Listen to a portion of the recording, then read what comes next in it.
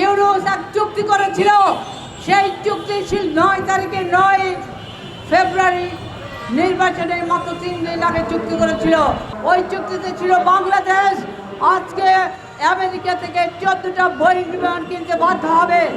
আর ওই চুক্তিতে ছিল আমাদের জ্বালানিতে 1500 কোটি ডলারের জ্বালানি তাদের কাছ থেকে কিনতে হবে।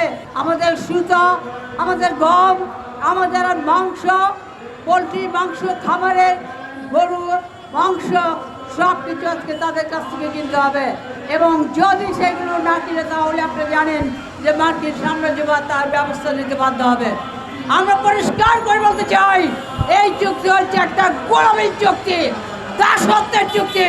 বাংলাদেশ একটি স্বাধীন সার্বভৌম দেশে কখনোই মার্কিন সাম্রাজ্যবাদের সাথে এই ধরনের চুক্তি করতে পারে না বন্ধুরা।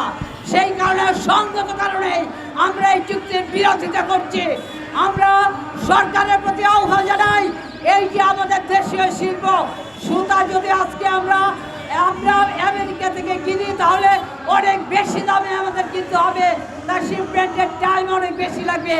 কিন্তু আজকে আমাদের দেশীয় যে পোশাক শিল্প সেটা ধ্বংস হয়ে যাবে।